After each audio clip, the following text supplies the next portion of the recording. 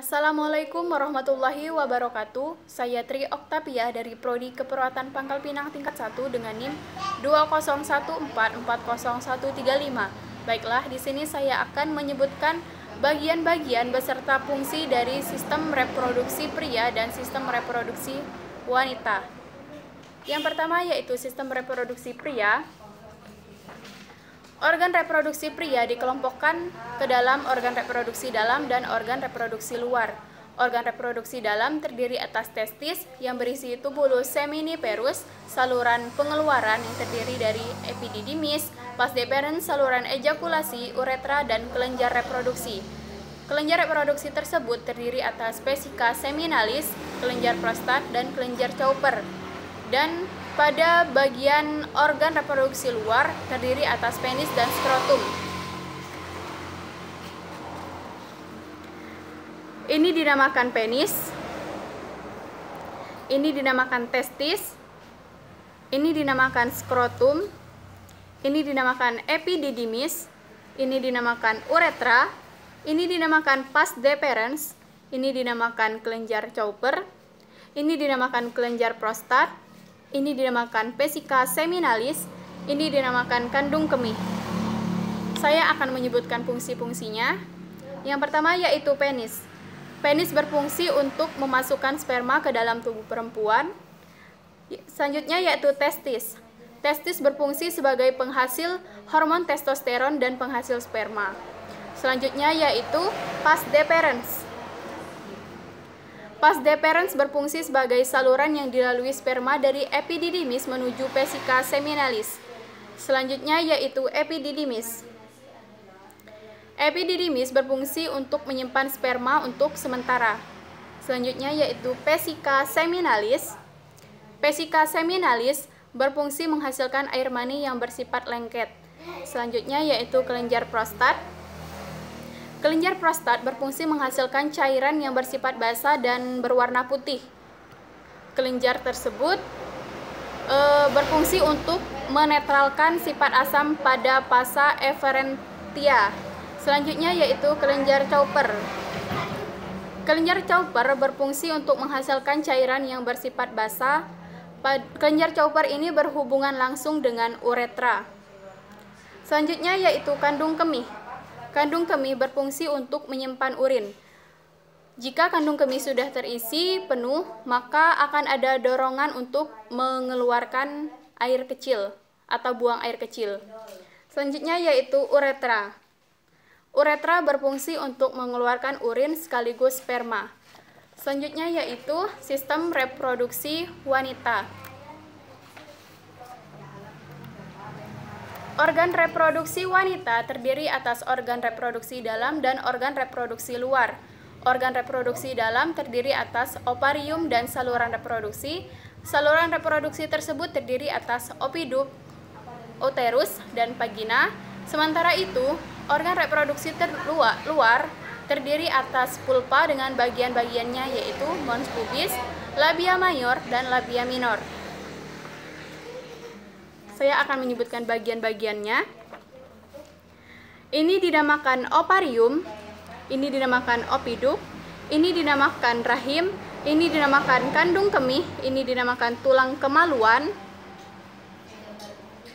ini dinamakan klitoris, ini dinamakan uretra, ini dinamakan labia minor, ini dinamakan labia major, ini dinamakan anus, ini dinamakan vagina, ini dinamakan cervix, ini dinamakan rectum, dan ini dinamakan ruas tulang belakang.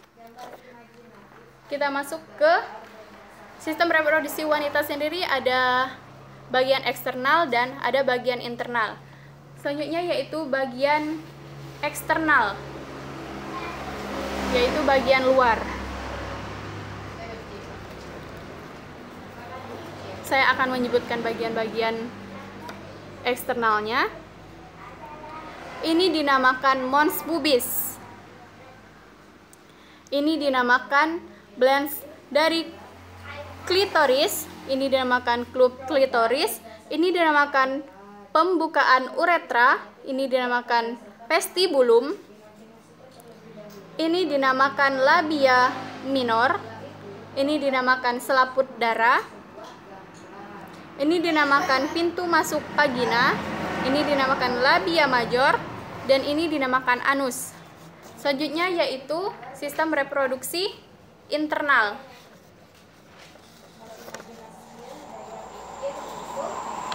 Saya akan menyebutkan bagian-bagiannya. Ini dinamakan ovarium, ini dinamakan saluran telur, ini dinamakan folikel, ini dinamakan corpus luteum, ini dinamakan dinding rahim, ini dinamakan endometrium, ini dinamakan uterus, ini dinamakan cervix, dan ini dinamakan vagina. Saya akan menyebutkan fungsi-fungsi dari sistem reproduksi wanita tersebut. Yang pertama yaitu ovarium. Ovarium berfungsi untuk memproduksi ovum dan sekresi hormon estrogen dan progesteron. Selanjutnya yaitu opiduk.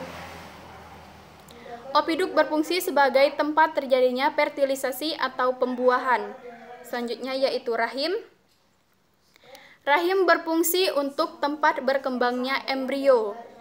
Selanjutnya yaitu vagina. Vagina berfungsi sebagai tempat jalan lahir bayi saat persalinan serta tempat keluarnya darah pada saat kita menstruasi. Selanjutnya yaitu cervix.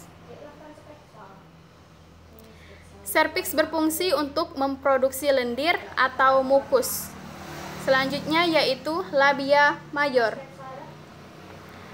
Labia major berfungsi melindungi struktur alat kelamin internal atau alat kelamin dalam.